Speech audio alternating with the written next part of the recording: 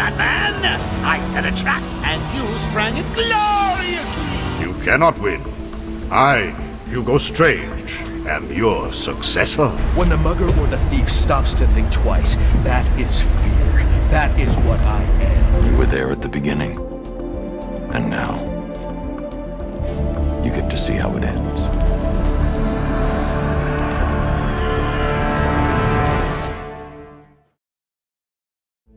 The Batman Arkham series has some of the best world building in a large gaming IP. Besides free-flow combat, voice acting, visuals, stealth, detective vision, character designs, map, story, gadgets, level design, traversal, and puzzles, the lore of the Arkham series has been one of the best crafted and executed when it comes to Batman media. Rocksteady and WB Montreal did an amazing job crafting the Arkhamverse through a plethora of different storytelling methods. Sometimes other creatives and studios come along in order to expand the Arkhamverse in their own unique ways. In this particular case, it's the Arkham mobile games that play with the lore in the most interesting ways. So let's briefly look at these mobile games and how they changed up the traditional Arkham formula and how they tied to the grander narrative of the Arkham series. This is the Scarecrow.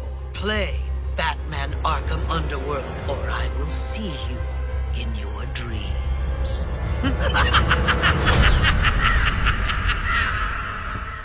Batman Arkham Underworld was a top-down strategy game developed by Turbine Inc., who, if you don't know, were responsible for the development of several MMORPGs. Arkham Underworld was released in 2016 for mobile platforms like iOS and Android, and as a result, the visuals and gameplay are what you'd expect from a mobile title. Besides the busy visuals, the gameplay was the main selling point of the title. The game revolved around a new crime boss coming to Gotham City, who is the player character, and rising up the ranks of the criminal underworld.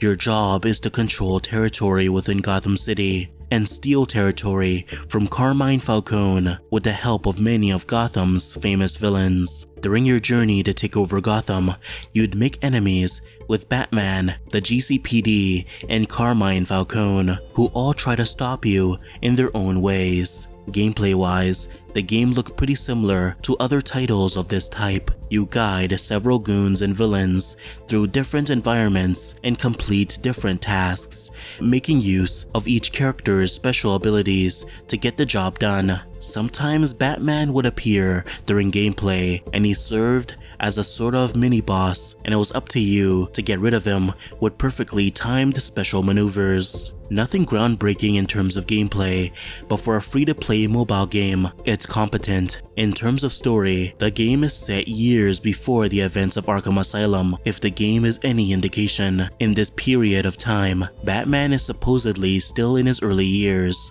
trying to establish his legend within Gotham City and gaining the trust of the GCPD, who are still wary of his presence, despite it being several years after the events of Arkham Origins. I think this story takes place at an interesting time. This is obsessive, even for you, Edward. It's a period that I haven't recorded before in anything I've been working on. If you want to live like a beast, Wayland, you can do it in a cage at Arkham. He's just establishing his credibility with the police, who he's going to have to work with for the rest of his career. You're going to pay for what you've done to these people, Scarecrow. According to the lore details, the game is set before Harvey Dent has become Two-Face, and he's currently waging war against the Gotham mob, particularly Carmine Falcone, who's still the top criminal kingpin within Gotham City, and who the player character tries to take down. I'm Amanda Waller, director of Argus. Normally I don't waste my time on common street thugs like you. I'm aware that you've been working with Harley Quinn and the other supervillains. Amanda Waller also comes to Gotham City in order to capture a plethora of criminals as she's trying to reform Task Force X. In the story, Amanda Waller is also trying to create a new form of venom for Bane. With the help of the character Professor Milo, we managed to create this new form of venom and use it to help Bane break out of Blackgate prison. It's heavily implied that the form we see him take in Asylum and City is thanks to this new form of venom our character helps him create. To put the narrative simply, Arkham Underworld explores an early year version of Batman trying to stop a major crime war within Gotham City. Our player character is one of these figures trying to dethrone Carmine Falcone and become the next big crime lord, and with the help of several villains, we start taking control of the city at an unprecedented rate. In the final storyline in the game,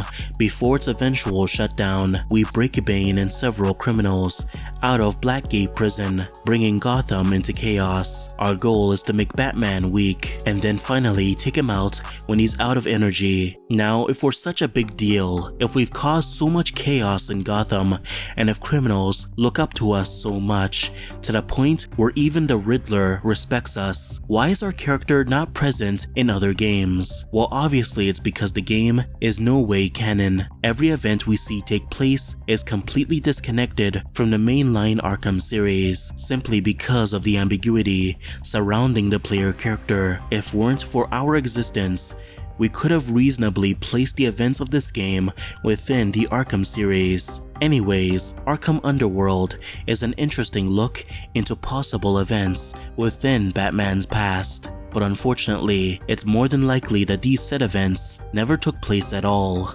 We've had several reports from Arkham Asylum officials that the Joker, Two-Face, and other inmates of Arkham have escaped once again from the infamous facility. Mayor Sharp called the most recent breakout the last straw, and is expected to even more aggressively push his Arkham City proposal through City Hall. We'll have more on this developing story in the next half hour. Batman Arkham City Lockdown was a mobile fighting game developed by NetherRealm Studios, who you might know as the developers of the Mortal Kombat franchise. Arkham City Lockdown was released December 2011 as a tie-in to Rocksteady's Batman Arkham City. However, because this was a mobile game, it could not adapt the Arkham formula in any way. You can still engage in combat with enemies by swiping the screen in different directions to attack, dodge, and counter enemy attacks. The game also included a small variety of unique set pieces, which also required players to swipe the screen to win. Of course, the gameplay of Arkham City Lockdown was incredibly simple. However, it's not the gameplay that's the most interesting part of the game, but the apparent story that's present, a story that's set in between the events of Arkham Asylum and Arkham City. All I had to do was set up Arkham City and put Strange in charge. It made perfect sense. The scum of Gotham needed to be punished. It would be my legacy. After Mayor Quincy Sharp announces that he'll be opening a new prison facility called Arkham City and move all prisoners of Blackgate and Arkham Asylum to it, Joker and many other villains break out of the asylum and once again bring chaos to Gotham. Two-Face escapes to the back alleys of Gotham City. Joker hangs around the rooftops. Penguin's gang sets up shop within the sewers. Poison Ivy takes control of the business district and mind controls many GCPD members and even Robin. And finally, Harley Quinn makes a hideout out of the industrial district, perhaps explaining why Joker would end up there in Batman Arkham City. The story revolves around Batman having to make his way all throughout Gotham and take out each respective villain and their goons. And along the way, he encounters other criminals that try to stop him, and the presence of these criminals also completely contradicts the established lore of the Arkham franchise. One of these villains is Deathstroke, a mercenary who's hired by Hugo Strange in order to kill Batman. Contract's completed. Batman is finished. So, the great Batman has fallen.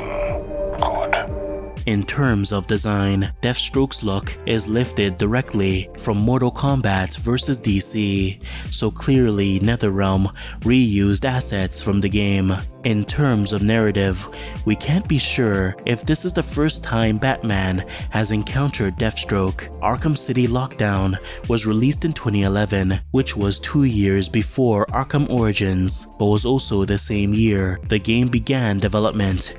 So whether or not NetherRealm developers talked to WB Montreal in creating Deathstroke is unknown. Another interesting Arkham Origins connection was the presence of the shock gloves in Arkham City Lockdown, which in the game is a special gadget that player can use. However, it's more than likely that this is just a coincidence. Another villain you run into in Arkham City Lockdown is Solomon Grundy, who you encounter randomly walking around the sewers within Arkham City. Batman engages in a long battle with Solomon Grundy before defeating him with a series of attacks to his head.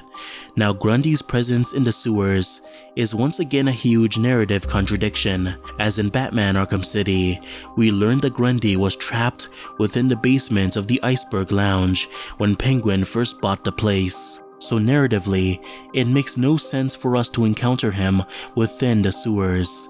This is made even worse, considering that we encounter Grundy once again in Batman Arkham Origins Blackgate. So unless there's 3 versions of Solomon Grundy walking around, it seems nobody can get the canonicity of the character right. In terms of this game's narrative connection to Arkham City, supposedly this large-scale breakout is what leads Quincy Sharp to aggressively pursue the green light of the Arkham City project, which of course leads directly to the events of the game. So in essence, Batman Arkham City only takes place because of the events of this game. So what exactly is the canonicity of Arkham City Lockdown? Well, based off what we know, it's more than likely that these events never took place. The canonicity of mobile titles are often less concrete than official releases, and based on the presence of Deathstroke and Solomon Grundy in the story, I think it's safe to say that the story is completely disconnected from the Arkhamverse.